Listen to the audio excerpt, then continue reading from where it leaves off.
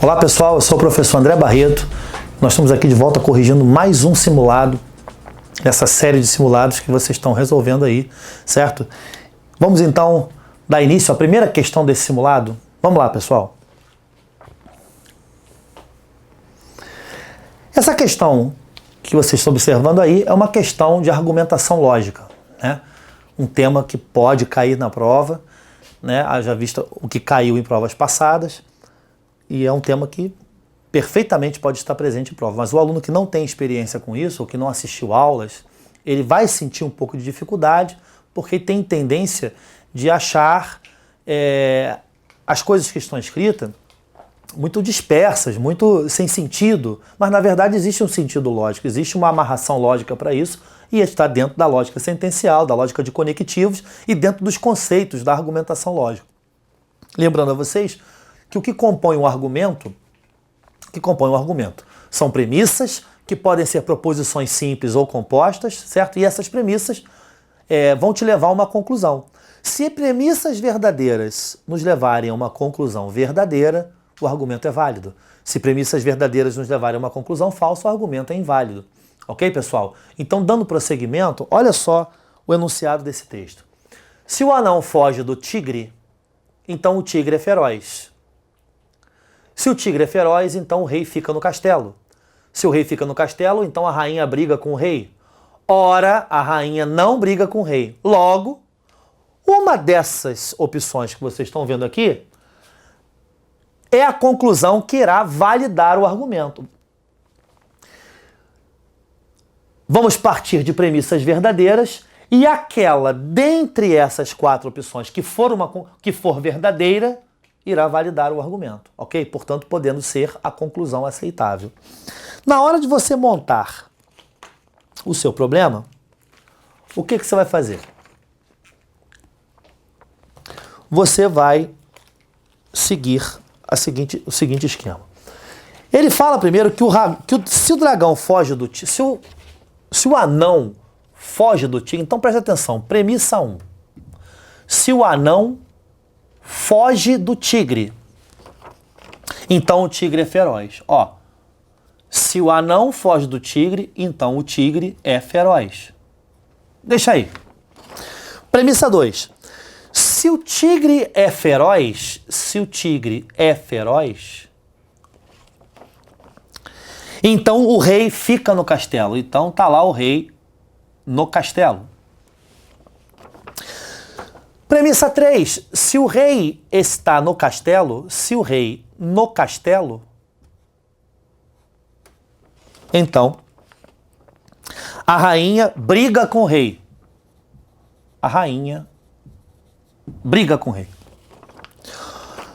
E a quarta premissa que está ali escondida é uma premissa atômica, é uma proposição simples. Ele diz que a rainha não briga com o rei. Rainha não briga.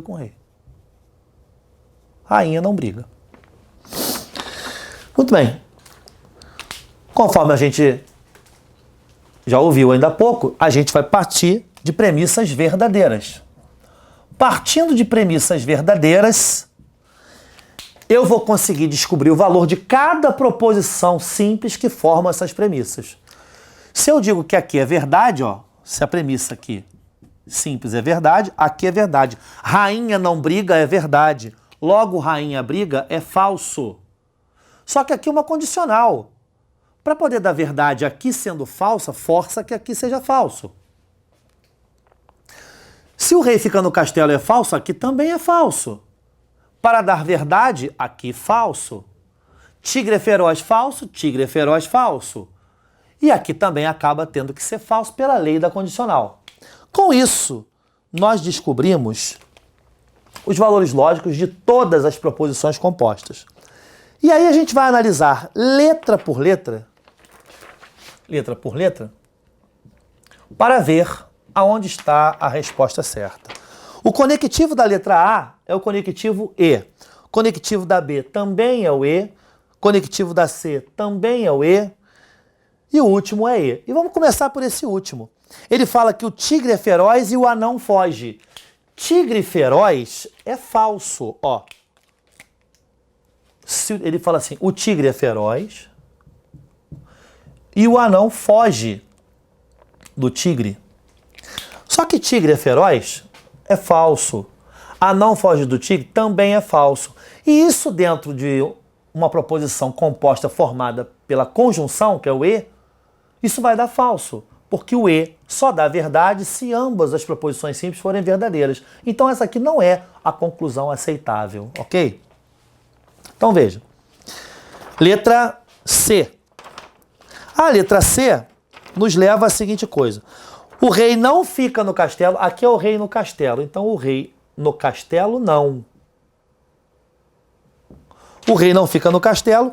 E o tigre é feroz. Tigre é feroz. Vamos analisar essa sentença e ver o que vai acontecer. O rei no castelo é falso.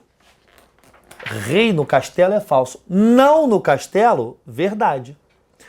O tigre é feroz, é falso. Aqui é o mesmo tigre é feroz. Aqui o conectivo é e. Portanto, o que vai dar para a proposição composta? Falso. Verdadeiro e falso no e, dá falso. Portanto, a letra C não é a conclusão aceitável. Letra B de bola. O rei fica no castelo. O rei no castelo. E tigre feroz. Tigre feroz. Rei fica no castelo é falso. Então você nota que isso aqui já é o bastante para tornar a sentença falsa. Porque o e só é verdade se os dois forem verdade. Tigre feroz é falso. Então aqui é falso, o que não altera o resultado da proposição composta. E a letra A, finalmente, está assim. O rei não fica no castelo. Rei no castelo não. E o anão não foge do tigre. Anão não foge do tigre. O rei fica no castelo é falso. Não fica é verdade. O anão foge do tigre é falso. Anão não foge do tigre, verdade. Verdade, verdade. Numa conjunção, que é o e, vai dar o quê?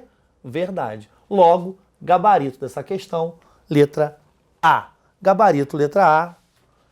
Essa foi uma questão de argumentação lógica, que é uma questão forte candidata a cair na prova. Ok, pessoal? Vamos à questão de número 2, por favor.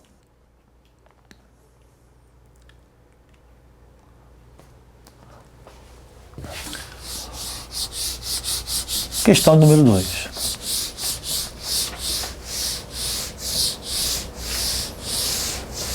Muito bem.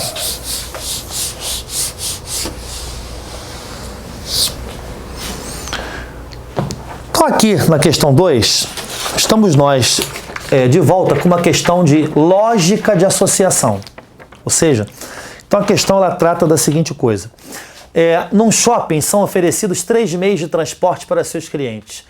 Elevador, escada rolante, elevador, escada rolante, rampa com esteira. 3 amigas Marcela, Ana e Paula, aliás, três amigas Marcela, Ana Paula e Daniela, foram fazer compra neste shopping em horários diferentes, manhã, tarde e noite, e utilizaram cada uma um único meio de transporte. Quer dizer, cada uma usou um meio de transporte em um turno, né? E usou um meio de transporte diferente das demais. Quer dizer, nenhuma usou o mesmo meio de transporte. Considere que Ana Paula não foi ao shopping à tarde ou utilizou o elevador, né? A esteira não funciona de manhã e a escada rolante só funciona à tarde. Marcela fez compra antes de Daniela e depois de Ana Paula. Muito bem. Essa é uma questão de lógica de associação e nós vamos precisar, evidentemente, de fazer um quadro para nos ajudar. E esse quadro ele vai relacionar nomes, não é? Nomes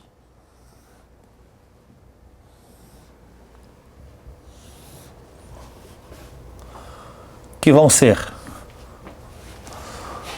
o nome delas vai ser Marcela, Ana e a Daniela. Aqui eu vou colocar os turnos manhã, tarde e noite. Aí. Aqui eu vou colocar os meios de transporte que foram utilizados. Ele diz aqui que foi elevador, o outro, escada, e o outro, rampa. Rampa com esteira. E aqui a rampa. Muito bem. Uma questão dessa é sempre importante que você faça prestando muita atenção, porque as dicas são muito sutis às vezes, né? Então é muito importante que você não pare essa questão no meio. O conselho que eu dou é, se alguma coisa tirar a tua atenção, ou se alguma coisa desviar o seu pensamento, é aconselhável que você comece de novo. Comece de novo, para você não ficar apagando, tentando consertar, porque você vai demorar mais tempo tentando consertar do que fazer essa questão. Ela exige muita atenção, né?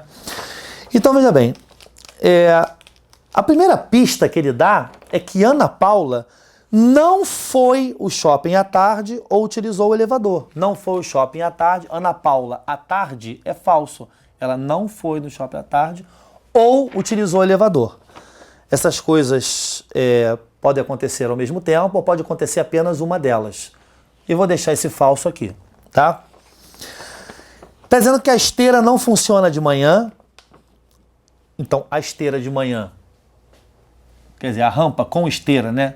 De manhã, a esteira não funciona de manhã. Quer dizer, se a esteira funcionar, esteira de manhã, vai ser falso, né? Não existe a esteira funcionar de manhã. E a escada rolante só à tarde. E a escada rolante à tarde. Então, aquela que foi a escada rolante também será à tarde, ok? Só que ele me diz uma coisa muito importante. Ele diz que Marcela fez compra antes de Daniela. Então, Marcela fez compra antes de Daniela. E depois de Ana. Essa dica foi fundamental. Essa dica foi fundamental. Porque, ora bolas, cada uma faz compra num turno. Certo ou não? Se Marcela faz compra antes de Daniela e depois de Ana, significa que Marcela fez compra à tarde.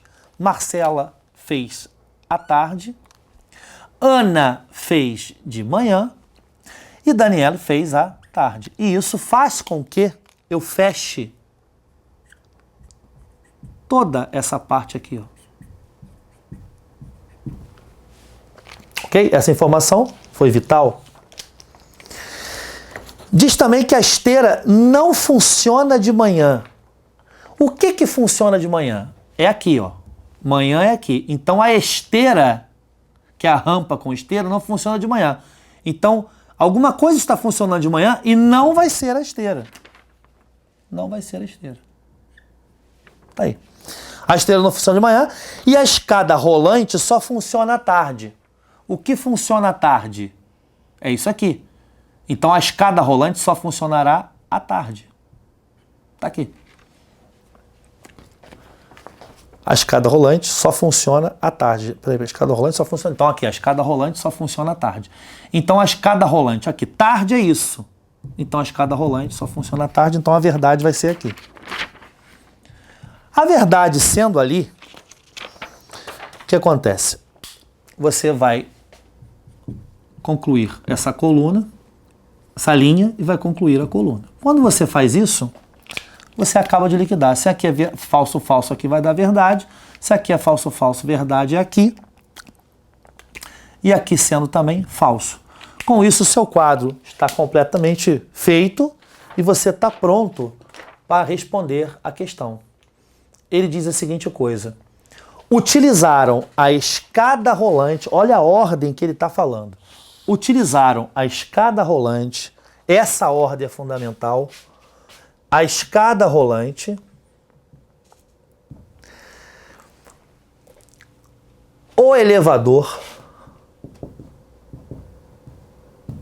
e a rampa. Quem? Quem que usou a escada rolante, o elevador e a rampa? A escada. Quem usou a escada? Escada está aqui. Quem usou? Marcela. Marcela. O elevador, quem usou? Ana. E a rampa, quem usou? A Daniela. A rampa, quem usou? Foi a Daniela. Quando você chega a esta conclusão, lá nas opções, você vai ver, a que tiver nessa ordem, Marcela, Ana e Dani. Então, com isso, você chega à brilhante conclusão que o gabarito é a letra D de dado. Esse tipo de questão, uma questão muito fácil de cair na prova. Nem sempre a questão é fácil, mas é fácil de você encontrar questões desse tipo na banca da Consulplan. Ok, pessoal? Vamos à última questão, por favor. A última questão, ela vai tratar de uma parte das análises combinatórias que de vez em quando acontecem em concursos e não há por que a banca Consulplan não possa cobrar esse tipo de questão. A questão diz o seguinte: para discutir assuntos ligados a uma grande empresa, o seu presidente reuniu-se com o vice-presidente e com mais 7 conselheiros em torno de uma mesa de reuniões. Dentre os 7 conselheiros, haverá 7 conselheiros. Um deles é o presidente do conselho. Então, olha só, existem 7 conselheiros. Desses 7, um é o presidente do conselho. Então, o conselho é formado por um presidente e mais 6 conselheiros. Ok? Dessa forma, o número de modos que poderão se sentar em torno da mesa, sabendo-se que, olha isso aqui, o presidente da empresa, o vice-presidente e o presidente do conselho deverão se sentar sempre juntos. Será igual a... Essa é uma questão que vai tratar de um tema chamado permutação. E um tema muito especial, porque é chamado de permutação circular. Uma coisa é você colocar várias pessoas sentadas em linha, como eu estou mostrando, e uma outra coisa é você colocar pessoas sentadas de forma circular.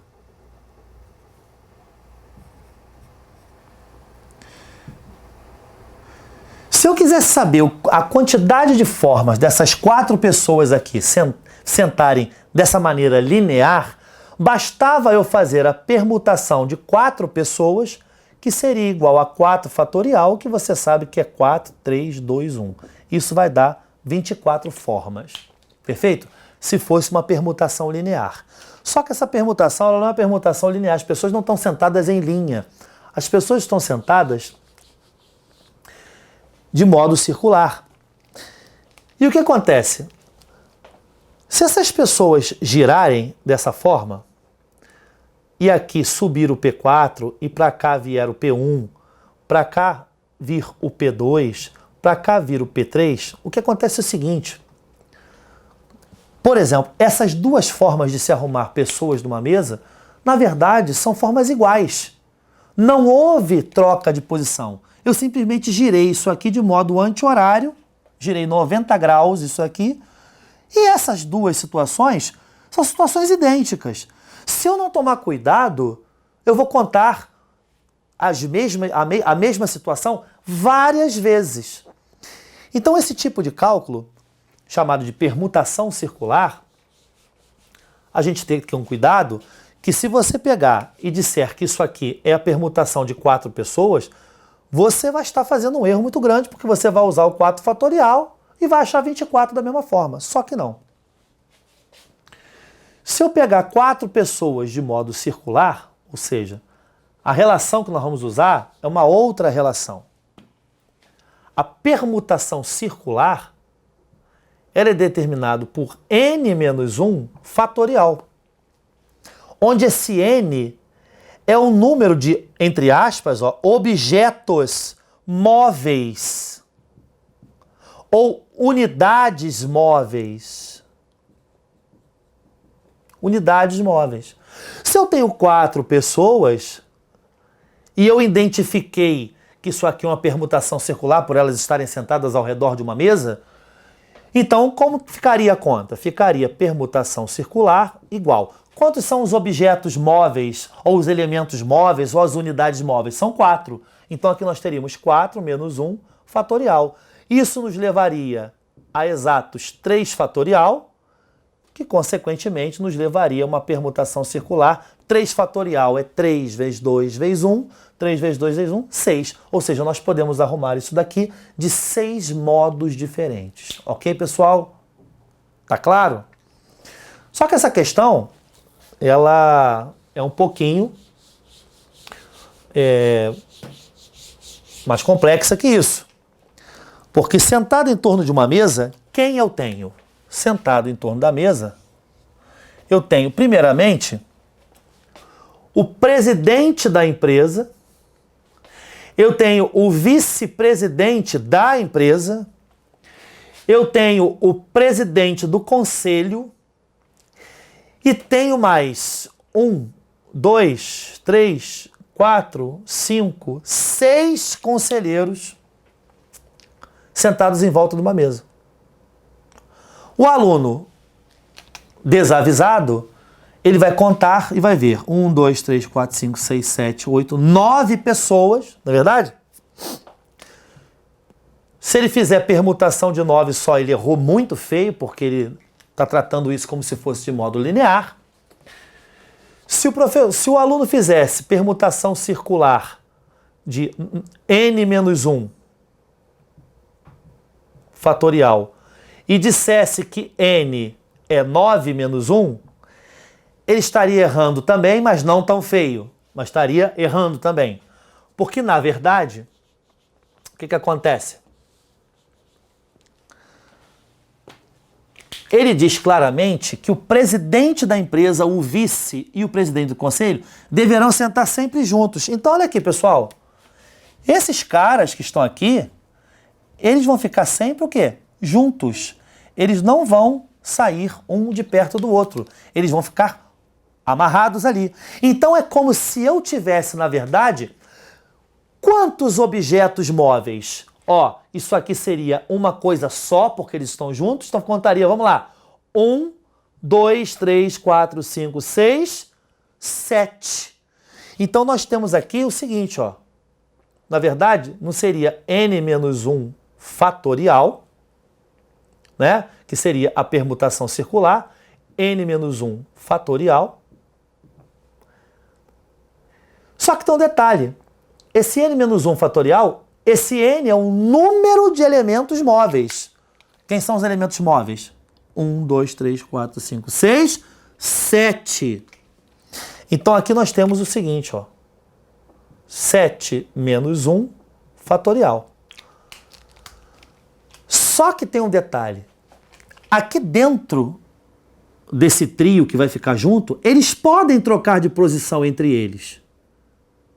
Então, como eles podem trocar de posição entre eles, de quantas maneiras eu posso arrumar 3 pessoas? Eu posso arrumar 3 pessoas, né, através de 3 fatorial. E aí não é circular essa parte aqui, é só permutação entre eles. Então, como é que você faria essa questão de um modo definitivo?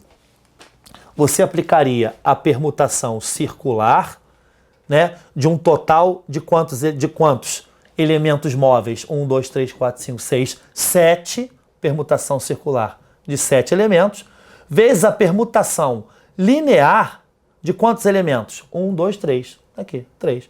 Como é que ficaria essa conta? Permutação circular, n menos 1 fatorial. Permutação linear desses 3 caras que estão aqui juntos, 3 fatorial.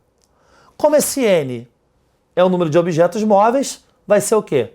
7 menos 1 fatorial vezes 3 fatorial. E isso nos leva, finalmente, 7 menos 1 fatorial, 6 fatorial vezes 3 fatorial. Poderíamos calcular isso daí, porém, a banca coloca a resposta de modo indicado.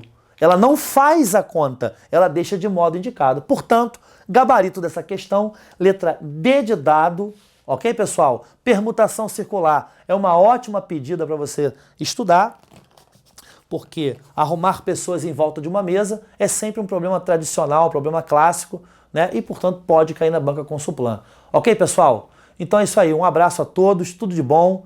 Fiquem com Deus.